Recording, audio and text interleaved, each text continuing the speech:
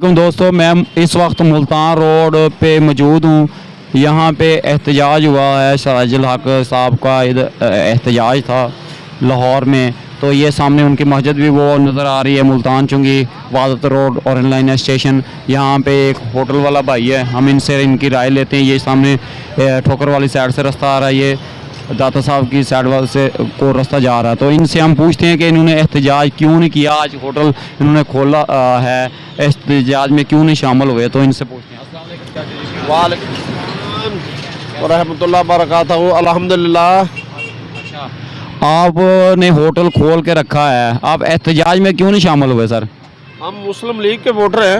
अच्छा, तो हम मियाँ साहब के दीवाने हैं। मियाँ साहब के दीवाने हैं। बिल्कुल दीवाने हैं मियाँ साहब के, तो इसलिए हमने हड़ताल में कोई हिस्सा नहीं लिया। नहीं तो मियाँ साहब ने महंगाई नहीं की क्या आपके ख्याल में? महंगाई तो खुद ब खुद आ रही है, मियाँ साहब ने थोड़ी की है।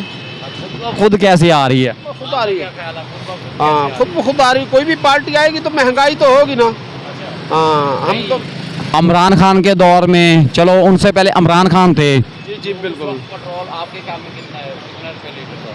इमरान खान के दौर में ठीक था, लेकिन अभी महंगाई की वजह से ठीक है। उस वक्त कहते हैं पेट्रोल 150 रुपये लीटर था। 150 रुपये नहीं 150 की भी कम थी। 170 रुपये था इमरान खान के दौर में। ठीक है, तो आप डबल हो। तो डबल है, टैक्सों की वजह से डबल है।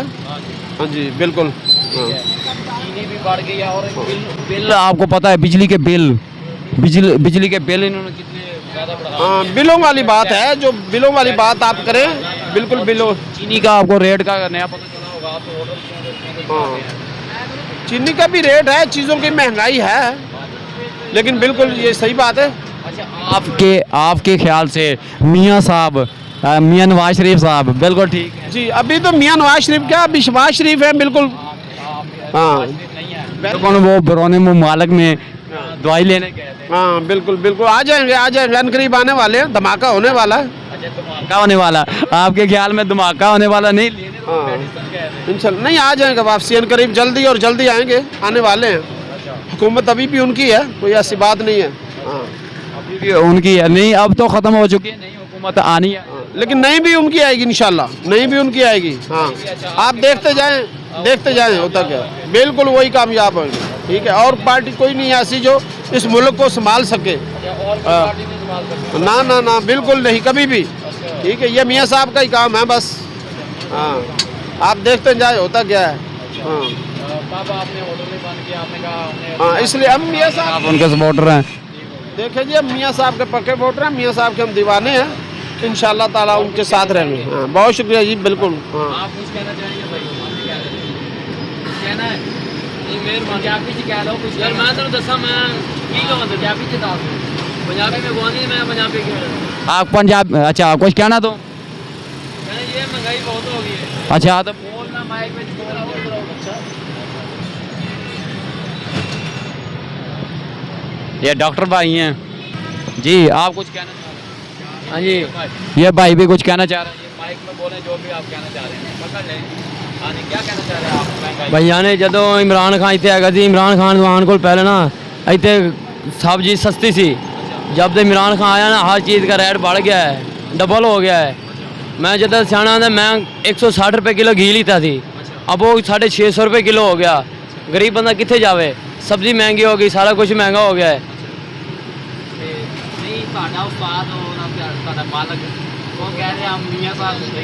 नहीं, मियाँ साहब सही है, मियाँ साहब अपनी जगह से सही है। ठीक है, लेकिन एक महंगाई तो हैगी। मियाँ साहब तो शुरू तो दीवाने हैं।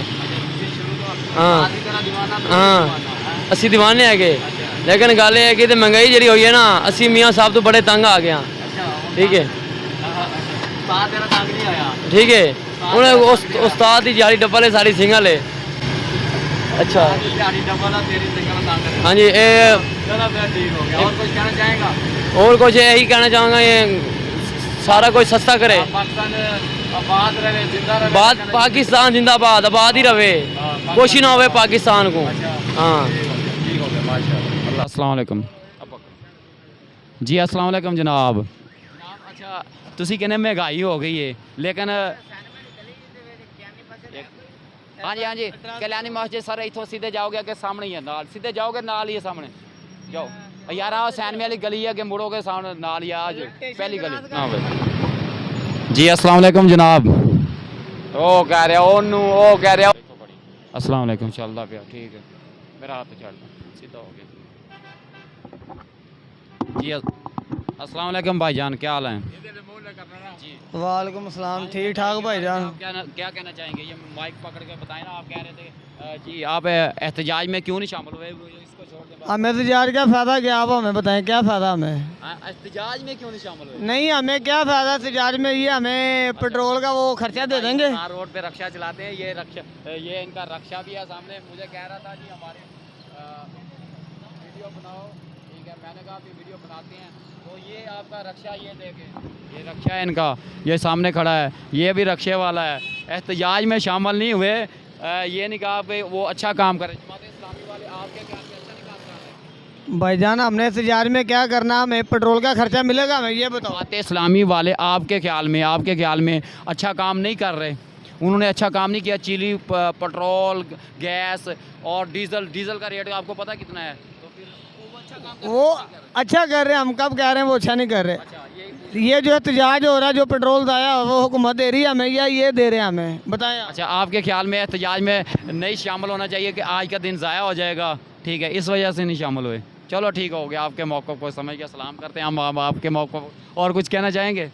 नहीं जी मैं कुछ नहीं कहना चाहूँगा आपसे। ये देखें मुस्लिम लीग के चोरों के झंडे हर तरफ लगाए हुए हैं चोरों ने और लोगों ने ये सब उन्हें दुकानें खोली थी या उसमें कोई भी शामिल नहीं हुआ इनसे पूछते हैं कि ये क्यों नहीं शामिल हुए अल्लाह वाले हार्ट वर्क आज जनाब एहतजाज तो क्यों नहीं गए दुकान खोली रखी है माइक अगे करिए भाई कह रहा दुकान का मालिक है भाई नूं छड्ड तू एहतजाज में शामिल नहीं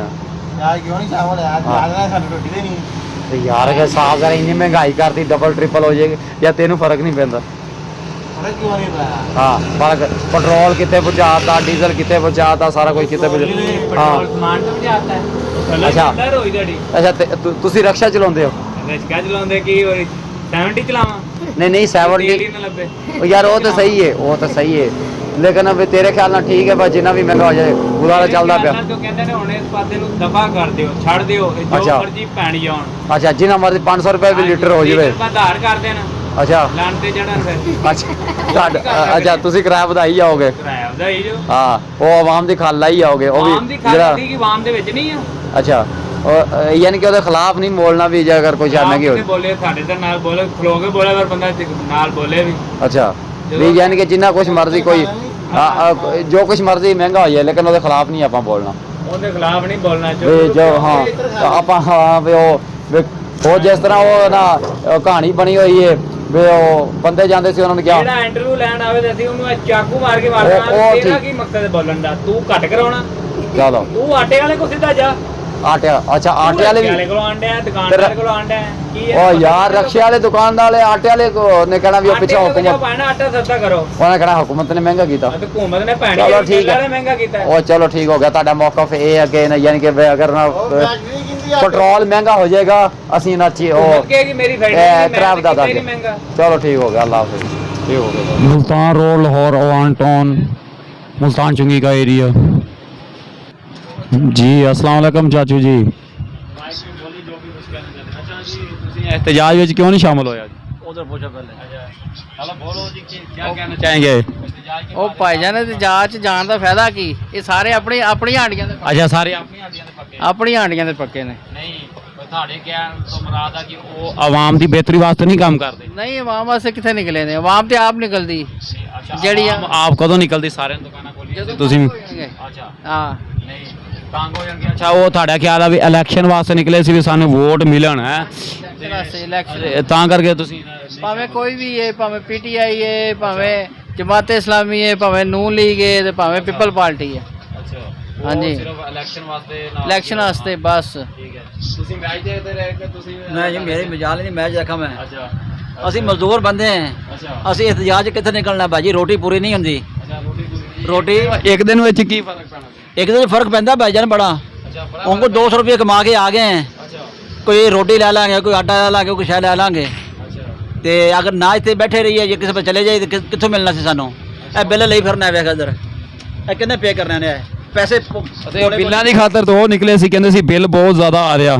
ਇਹ ਤੁਹਾਡਾ ਕਿੰਨਾ ਬਿੱਲ ਆਇਆ? ਬਿੱਲ ਜਨਾਬ ਬੜੇ ਹੈਗੇ ਨੇ। ਅੱਛਾ ਮਾਸ਼ਾਅੱਲਾ। ਇੱਕ 8000 ਹੈ, ਅੱਛਾ ਇੱਕ 8000 ਤੇ ਇੱਕ ਜਿਹੜਾ 3000 ਕੁਛ ਹੈਗਾ ਹੈ ਅੱਛਾ। ਲਾਇਆ ਪਿਆ। ਹਾਂ ਤੇ ਉਹ ਇਸ ਬਿਹਤਰੀ ਵਾਸਤੇ ਕਹਿ ਰਹੇ ਸੀ ਵੀ ਚਲੋ ਆਵਾਮ ਬਾਹਰ ਨਿਕਲੇ, ਅਸੀਂ ਮੈਂ ਉਹ ਵੋਟਾਂ ਦੇ ਮਕਸਦ ਨਾਲ ਨਿਕਲੇ ਸੀ, ਲੇਕਿਨ ਹੈ ਤਾਂ ਆਵਾਮ ਦੀ ਬਿਹਤਰੀ ਵਾਸਤੇ ਸਹੀ ਹੈ। ਉਹ ਯਾਰ ਵੋਟਾਂ ਵਾਸਤੇ ਨਿਕਲੇ ਸੀ ਚਾਚੂ ਜੀ, ਗੱਲ ਸਹੀ ਹੈ, ਲੇਕਿਨ ਆਵਾਮ ਦੀ ਬਿਹਤਰੀ ਵਾਸਤੇ ਸੀਗਾ ਵੀ ਚਲੋ ਆਵਾਮ ਵਾਸਤੇ ਕਰਦੇ, ਨਾਲ ਆਵਾਜ਼ ਉਠਾਉਂਦੀ ਆਵਾਮ। ਹਾਂ ਅੱਛਾ ਸਾਰੇ ਆਪਣੇ ਆਪਣੇ ਖਾਣ ਨੂੰ ਫਿਰਦੇ ਨੇ। ਅੱਛਾ ਹਾਂਜੀ ਕੌਣ ਆਵਾਮ ਵਾਸਤੇ ਨਿਕਲਦਾ ਗਿਆ? ਕੁਝ ਕਹਿਣਾ ਚਾਹੋਗੇ? ਮੈਂ ਕੀ ਕਹਿਣਾ ਗਿਆ? ਅੱਛਾ ਅਸੀਂ ਭੁੱਖੇ ਮਰਦੇ ਪਏ, ਅਸੀਂ ਬੋਲ ਹੀ ਨਹੀਂ ਸਕਦੇ। ਸਾਡੀ ਜਾਨ ਖਾਦੀ ਖੜੇ ਨੇ ਸਾਰੇ ਹੁਕਮਰਾਨ। ਨਾ ਕੋਈ ਬਿੱਲ ਅਸੀਂ ਦੇ ਸਕਨੇ, ਨਾ ਸਾਨੂੰ ਰੋਟੀ ਮਿਲਦੀ ਹੈ, ਨਾ ਕੋਈ ਪਾਣੀ ਹੈ, ਨਾ ਕੋਈ ਕੰਮ ਨੇ, ਵਿਹਲੇ ਬੈਠੇ हैं। ਅਸੀਂ ਹੁਣ ਇੱਥੇ ਨਿਕਲ ਜਾਏ ਭੁੱਖੇ ਮਰਨਾ ਹੈ ਗਿਆ, ਤੇ ਉਸ ਨੂੰ ਬਿਹਤਰ ਹੈ ਕਿ ਬੰਦਾ ਕਿਸੇ ਪਾਸੇ ਬਹਿ ਕੇ ਭੁੱਖਾ ਮਰ ਜਾਏ, ਉਹ ਬਿਹਤਰ ਹੈ ਗਿਆ। ਕੀ ਕਰੀਏ ਦੱਸੋ? ਤੁਸੀਂ ਕੁਝ ਆਖਰੀ ਕਹਿਣਾ ਚਾਹੋਗੇ? ਆਖਰੀ ਦੱਸੋ ਜੀ। ਉਹ ਆਖਰੀ ਭਾਜੀ ਇਹੀ ਹੈ, ਮੈਚ ਵੇਖੋ ਤੇ ਇੰਜੋਏ ਕਰੋ ਬਸ। ਮੈਚ ਦੇਖ ਰਹੇ ਭਾਈ, ਇੰਜੋਏ ਕਰਦੇ ਪਏ। ਚਲੋ ਠੀਕ ਹੋ ਗਿਆ, ਅੱਲਾਹ ਹਾਫਿਜ਼।